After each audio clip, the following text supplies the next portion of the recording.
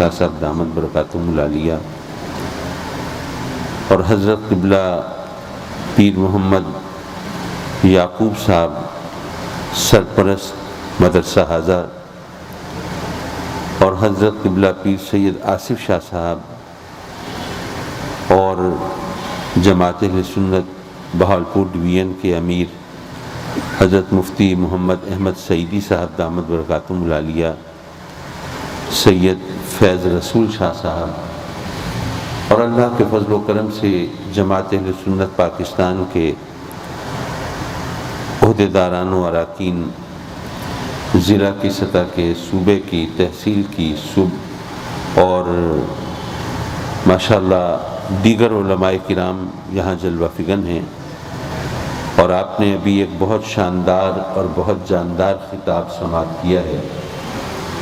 اللہ تبارک و تعالی ہمارے محترم علامہ فاروق خان صاحب سعیدی دامت برکاتہم العالیہ کو مزید ہمت و قوت بھی عطا فرمائے اور مزید ہمت بھی عطا فرمائے، اور جماعت اہل سنت کو بھی ان کے آنے سے بہت تقویت ملی ہے الحمدللہ، اور انشاءاللہ العزیز مجھے یقین ہے کہ ان بزرگوں کی سرپرستی میں یہ جماعت دن دگنی رات چوگنی ترقی کرے گی، اور حضور قبلہ عالم مہالوی رضی اللہ تعالیٰ عنہ کی توجہات یقیناً شامل حال رہیں گی، راستے آسان ہوتے رہیں گے، منزل قریب تر آتی رہے گی، اور مخالفین کے شر اور فتنے سے انشاءاللہ العزیز ہم محفوظ رہیں گے۔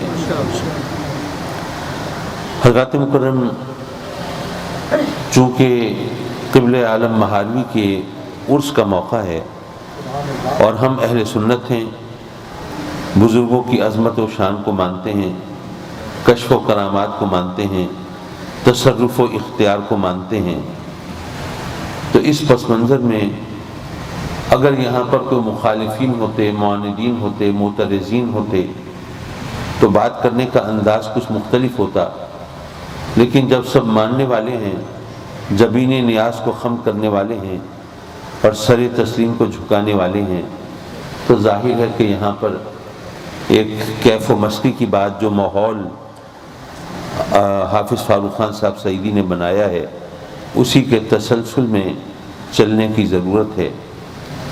رب کائنات نے اپنے بندوں کو کیا شان دی، کیا مقام دیا، کس مرتبے سے سرفراز فرمایا، اس کے لیے اس کے ثبوت کے لیے کسی دلیل کی حاجت نہیں۔ جو چیز تجربے اور مشاہدے میں ہو اس کے لیے دلیل نہیں دی جاتی۔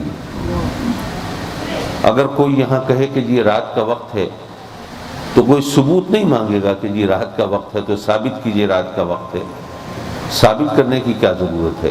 اگر آپ کو اللہ نے آنکھیں دی ہیں تو آپ دیکھ لیں گے کہ رات کا وقت ہے، اور اگر نہیں دیں تو کتنے بھی ثبوت پیش کیے جائیں ان سے کوئی فائدہ نہیں ہوگا۔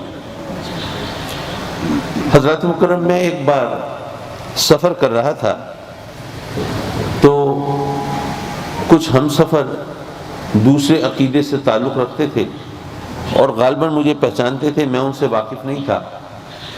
اب وہ چاہتے تھے کہ چونکہ میں ان کے گھیرے میں ہوں تو ذرا وہ اپنی کچھ حسرتیں نکال لیں اور مجھے کسی طرح پریشان کریں، تو پوچھنے لگے کہ جی کاظمی صاحب یہ بتائیے آپ قرآن کو مانتے ہیں، قرآن پر ایمان ہے؟ اب ایک مسلمان سے اگر کوئی یہ پوچھے کہ قرآن پر ایمان ہے یا نہیں ہے تو یہ تو سیدھی سادھی اشتعال انگیزی ہے نا، غصہ دلانے والی بات ہے۔ میں نے بھی سوچا کہ یہ مجھے غصہ دلانا چاہتے ہیں اور اس سے کوئی الو سیدھا کرنا چاہتے ہیں، تو کوئی بات نہیں، الو سیدھا ہو یا ٹیڑھا ہو، ہوتا تو الو ہی ہے۔ تو چلو ذرا دیکھتے ہیں کہ ان کے عزائم کیا ہیں۔ میں نے ذرا تحمل سے بات کی کہ جناب اللہ کے فضل و کرم سے میں مسلمان ہوں تو قرآن کو تو مانتا ہی ہوں گا، تو آپ نے یہ سوال کیوں کیا؟ کہنے لگے دراصل یہ پوچھا اس لیے کہ قرآن نے تو بار بار کہا کہ نفع نقصان تو اللہ کے ہاتھ میں ہے، اور آپ کبھی یا شیخ یا خواجہ یا مرشد یا غوث یا دستگیر یا مشکل کشا یا علی یا رسول اللہ پکار رہے ہوتے ہیں تو میں نے کہا کہ میں آپ سے پوچھ لوں کہ پتہ نہیں آپ کا قرآن پر ایمان ہے کہ نہیں ہے، کہ آپ اللہ کے سوا پھر اوروں کو کیوں پکارتے ہیں؟ سب کچھ نفع نقصان تو اسی کے ہاتھ میں ہے، کسی اور سے توقع رکھنا، کسی اور سے لو لگانا، کسی اور سے امید کا رشتہ جوڑنا، یہ تو پھر قرآن کے خلاف ہے۔ میں نے کہا جی ماشاءاللہ آپ کا انداز بیان، طرز استدلال بتا رہا ہے کہ آپ تو بہت پہنچے ہوئے بزرگ ہیں، تو آپ کی کوئی شیطان سے دوستی تو نہیں ہوگی؟ کہنے لگے کمال ہے، ابھی اسی لیے تو پوچھا تھا قرآن کو مانتے ہو یا نہیں؟ قرآن میں اللہ تو فرماتا ہے ان الشیطان للانسان عدو مبین، وہ تو انسان کا کھلا دشمن ہے، تو اس سے دوستی کیسے ہو سکتی ہے؟ میں نے کہا اچھا تو شیطان سے ہمیں بچنا چاہیے یا نہیں بچنا چاہیے؟ کہنے لگے جب اللہ نے فرمایا ہے کہ بچو تو کیوں نہیں بچنا چاہیے؟ ہم تو قرآن پر عمل کرتے ہیں، قرآن کو مانتے ہیں۔ میں نے کہا اچھا آپ تو قرآن کو مانتے ہیں، قرآن پر عمل کرتے ہیں، شیطان سے بچتے ہیں اور شیطان دشمن ہے، یہ بتائیے شیطان کچھ بگاڑ سکتا ہے آپ کا یا نہیں؟ نقصان پہنچا سکتا ہے یا نہیں؟ اگر آپ کہتے ہیں نہیں پہنچا سکتا نقصان تو اسے بچنے کی کیا ضرورت ہے؟ دشمن ہو اور بے بس ہو، دشمن ہو لاچار ہو، دشمن ہو کچھ نہ کر سکتا ہو، تو پھر بچنے کی کیا ضرورت ہے؟ پھر تو آستینیں چڑھانی چاہیے اور اگلے پچھلے سارے بدلے چکا دینے چاہیے۔ لیکن اگر بچنا ہے اور قرآن میں رب کائنات بار بار ہمیں کہتا ہے شیطان سے بچو، تو اس کا مطلب یہ ہوا کہ وہ نقصان پہنچا سکتا ہوگا۔ تو اس کو جو نقصان پہنچانے کی طاقت ہے وہ کس نے دی ہے؟ ظاہر ہے کہ اللہ نے دی ہے۔ اچھا وہ بات چونکہ علماء کی محفل ہے ذرا کہتا چلوں، جب رب کائنات نے حکم دیا کہ فرشتوں کو حکم ملا کہ آدم کو سجدہ کرو، فسجدوا الا ابلیس، ابلیس اکڑا کھڑا رہا، سارے فرشتے سجدہ ریز۔ اب شیطان حکم عدولی کر چکا، نافرمانی کر چکا، اللہ کا حکم ماننے سے انکار کر چکا، لیکن رب کائنات نے فوراً سزا نہیں سنائی، بلکہ غور کیجئے کہ یہ کائنات کی پہلی عدالت سجی ہے، پہلی عدالت سجی ہے جس میں ملزم کے طور پر ابلیس موجود ہے اور مسند انصاف پر خود رب کائنات جلوہ فکن ہے۔ اور یہاں پر رب کائنات نے گویا یوں کہیے کہ انصاف کا پہلا اصول مقرر فرمایا ہے، حکم عدولی کر چکا ہے، نافرمانی کر چکا ہے، اور رب کائنات انصاف کرنے والا جس سے کچھ چھپا ہوا نہیں ہے، وہ سب کچھ جانتا ہے، لیکن اس نے فوراً سزا نہیں سنائی بلکہ اس سے فرمایا ما منعک الا تسجد اذ امرتک، جب میں نے تجھے سجدہ کرنے کا حکم دے دیا تھا تو تجھے سجدہ کرنے سے کس چیز نے روکا؟ حضرات مکرم، اب وہ اصول مرتب ہو رہا ہے کہ چاہے مسند انصاف پر خود رب کائنات کیوں نہ ہو جس سے کچھ چھپا ہوا نہیں، سب کچھ جانتا ہے، اور چاہے ملزم مجرم کے طور پر ابلیس سامنے کیوں نہ ہو، لیکن پھر بھی ملزم کو صفائی کا موقع دیے بغیر سزا نہیں سنائی جاتی۔ یہ پہلا اصول مرتب ہوا۔ اور پھر یہ بھی عرض کرتا چلوں کہ وہ جو رحمان ہے، رحیم ہے، اور اس کی رحمت اس کی باقی صفات پر حاوی ہے، تو اس کے حاوی ہونے کی اس سے بڑھ کر دلیل اور کیا ہوگی کہ رب کائنات نے اپنی رحمت سے ابلیس کو بھی محروم نہیں رکھا۔ بظاہر بڑی عجیب بات لگ رہی ہوگی، ابلیس پر اللہ کی رحمت، لیکن اس کو سمجھیے، رب کائنات نے اس سے سوال کیا ما منعک الا تسجد اذ امرتک۔ آج کل آپ نے ٹی وی پر پروگرام دیکھے ہوں گے، کروڑ پتی، کون بنے گا کروڑ پتی، اس قسم کے، تو اس میں جب سوالات ہوتے ہیں تو بعض اوقات ہنٹ دیے جاتے ہیں، اشارے دیے جاتے ہیں۔ رب کائنات نے ابلیس کو اشارہ دیا، فرمایا کہ اے ابلیس یہ خیال مت کرنا کہ میں بڑا پڑھا لکھا ہوں، بڑا عالم و فاضل ہوں، میں فرشتوں کا پروفیسر ہوں، تو میں آدم کو سجدہ کیوں کروں؟ یہ خیال مت کرنا میں بڑا عابد ہوں، زاہد ہوں، شب بیدار ہوں، میں نے تو زمین آسمان کا کوئی چپا ایسا نہیں چھوڑا جس پہ سجدے نہ کیے ہوں، تو میں ایک ایسی ہستی کو سجدہ کروں جس نے ابھی ایک بھی سجدہ نہیں کیا، ابھی تو اس کی تخلیق ہوئی ہے۔ اور یہ خیال بھی مت کرنا کہ جی میں اعلیٰ ہوں، عرفہ ہوں، میں تو خاک سے بنا ہوں اور آدم کا خمیر تو میں تو آگ سے بنا ہوں اور آدم کا خمیر خاک سے اٹھا ہے، میں اعلیٰ ہو کر ادنا کو سجدہ کیوں کروں؟ نہیں، سجدے کی علت عظمت نہیں ہوتی، سجدہ عظمت کی وجہ سے نہیں ہوتا۔ آپ بھی سوچئے، مسجد اقصیٰ کی طرف منہ کر کے سجدہ کرتے تھے ہم سب، آج کریں تو جائز ہے؟ نہیں۔ کیا مسجد اقصیٰ کی عظمت میں کوئی کمی واقع ہو گئی ہے؟ عظمت اسی طرح ہے، سجدہ جائز نہیں۔ کیوں؟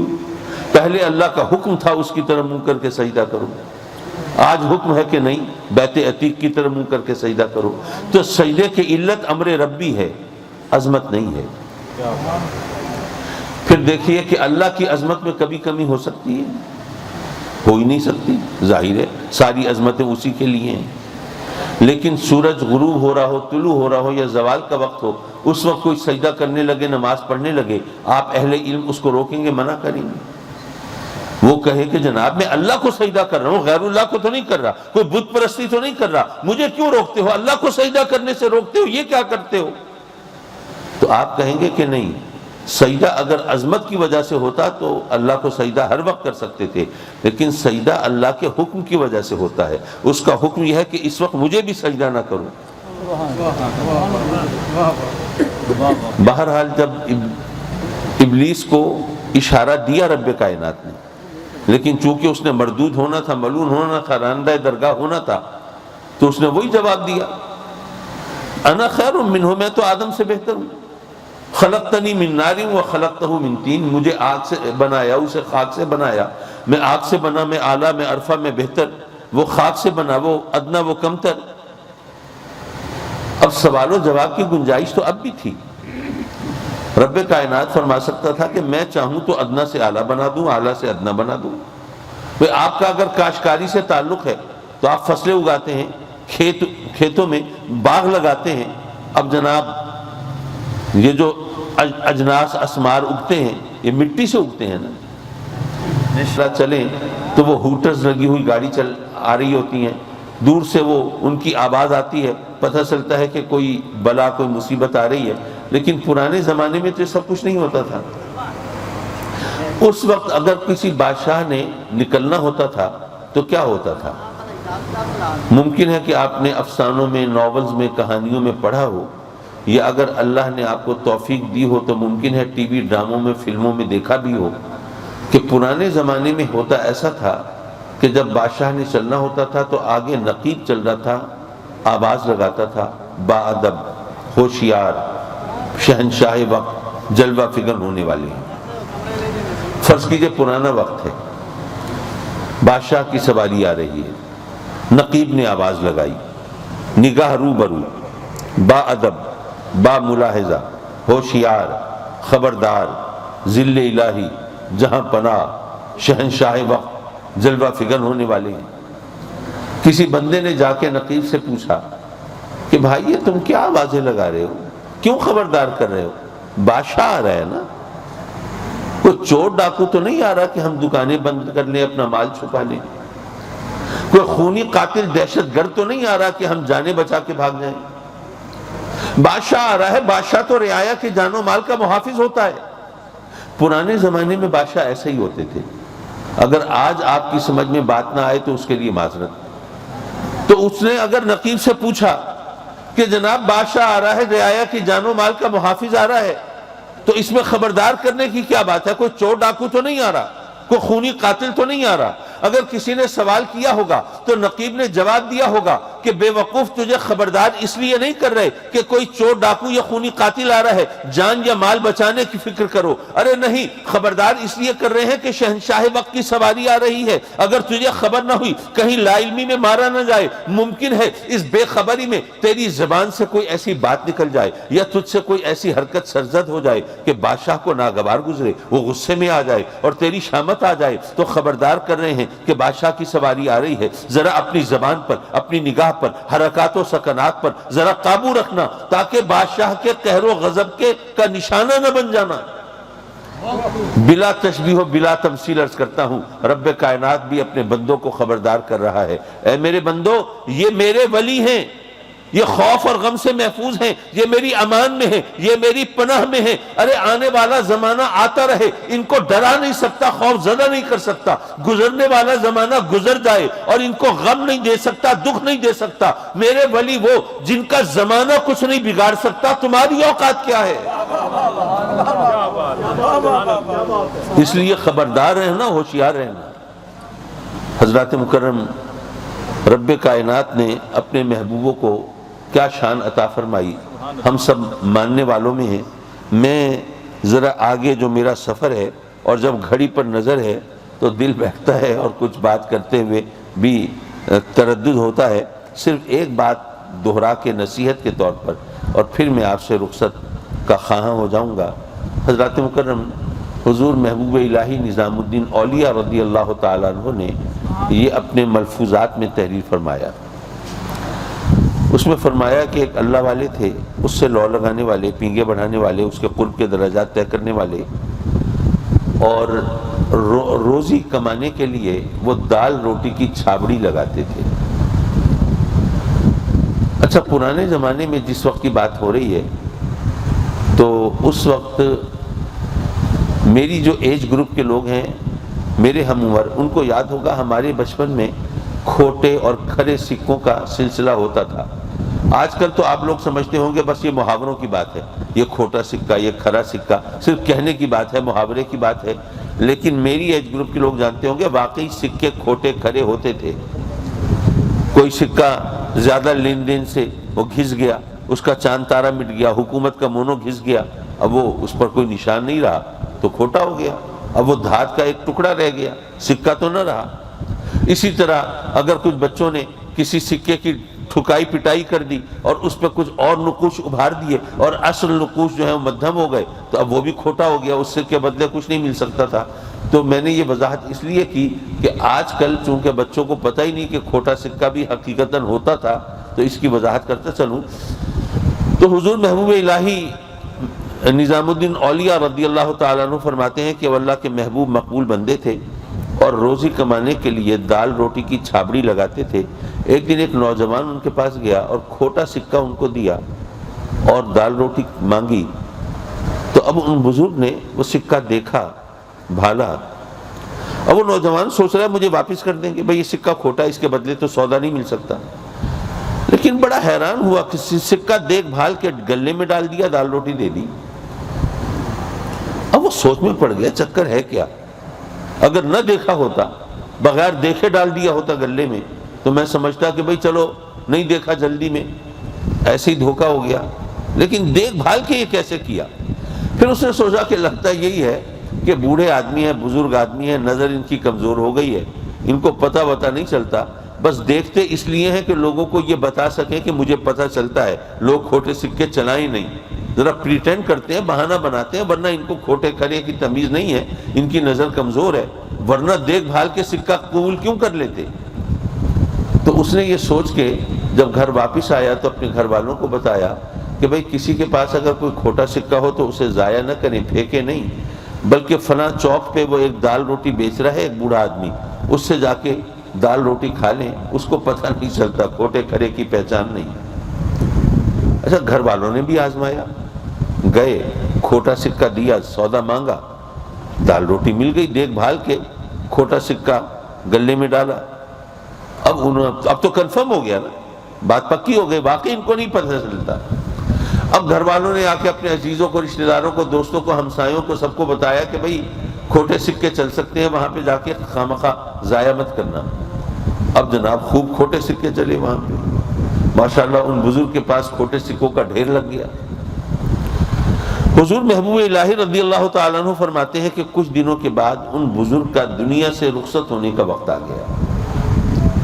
اب وہ رب کی بارگاہ میں عرض کرتے ہیں کہ مولا، تیرے بندے میرے پاس آتے تھے کھوٹے سکے لے کے، اور میں وہ کھوٹے سکے رکھ لیتا تھا، سودا دے دیتا تھا، صرف اس خیال سے کہ میں اگر ان کو واپس کروں گا تو آس پاس کھڑے ہوئے لوگ اس کو شرمندہ کریں گے، اس کو برا بھلا کہیں گے کہ تمہیں شرم نہیں آتی، ایک بوڑھے ضعیف آدمی کو، ایک بزرگ کو تم دھوکہ دے کے کھوٹا سکہ چلانا چاہتے تھے۔ تو تیرے بندوں کو کوئی شرمندہ نہ کرے، تو میں ان کو ندامت سے بچانے کے لیے ان سے کھوٹے سکے لے لیتا تھا، ان کو سودا دے دیتا تھا۔ مولا اب تیری بارگاہ میں حاضری کا وقت آیا ہے، میرے پاس میری جھولی میں کچھ نمازیں بھی ہیں، روزے بھی ہیں، عبادت بھی ہے، ریاضت بھی ہے، پر تجھ سے بہتر کون جانتا ہے کہ سب کھوٹے سکے ہیں۔ پر مولا اس کے باوجود اگر میں تیری بارگاہ میں حاضری کے خیال سے بہت زیادہ خوف زدہ نہیں ہوں، ڈرا ہوا نہیں ہوں، تو اس کی وجہ یہ ہے کہ میں سوچتا ہوں کہ میں تو تیرا عاجز، کمزور، ناتماں، بے حیثیت، لاچار بندہ، میری اوقات کیا ہے؟ اگر میں تیرے بندوں کو ندامت سے بچانے کے لیے ان سے کھوٹے سکے لے کے ان کو سودا دے دیتا تھا تو تو رحمان ہے، رحیم ہے، ستار ہے، غفار ہے۔ تو مولا مجھے بھی پھر تیری رحمت پہ بھروسہ ہے، تو بھی اپنے اس عاجز، ناتماں، کمزور، گناہگار بندے کو میدان محشر میں اپنے دوسرے بندوں کے سامنے رسوا نہیں ہونے دے گا، تو بھی میرے یہ کھوٹے سکے قبول فرما لے گا۔ حضرات مکرم، صرف واقعہ سنانا مقصود نہیں ہوتا، اس سے کچھ سبق بھی لینا ہوتا ہے۔ سبق یہ ملا کہ جو اللہ والے ہوتے ہیں، اس سے لو لگانے والے، اس سے پینگے بڑھانے والے، ان کو اپنے زہد و تقوی پہ ناز نہیں ہوتا، اپنی عبادت و ریاضت پہ غرور نہیں ہوتا، اپنی نیکی اور پارسائی پہ فخر نہیں ہوتا۔ ان کو اگر بھروسہ ہوتا ہے تو اللہ کی رحمت پہ ہوتا ہے، اور پھر رب کائنات بھی ان کے بھروسے کو ٹوٹنے نہیں دیتا، بلکہ اس طرح نوازتا ہے کہ دنیا ان کی عظمت کی قائل ہوتی ہے۔ تو ہم بھی اگر اس کی رحمت پہ بھروسہ کریں تو یارو یہ دنیا بھی ہماری ہے اور وہ دنیا بھی ہماری ہے۔ وآخر دعوانا ان الحمد للہ رب العالمین۔ مولانا محمد وبارک وسلم وصلی علیہ۔ ربنا آتنا فی الدنیا حسنہ وفی الآخرۃ حسنہ وقنا عذاب النار۔ میرے مولا اپنی طرف سے اس مبارک نورانی محفل میں ہماری حاضری کو مقبول کرنا۔ میرے مولا تو جانتا ہے جماعت اہل سنت پاکستان نے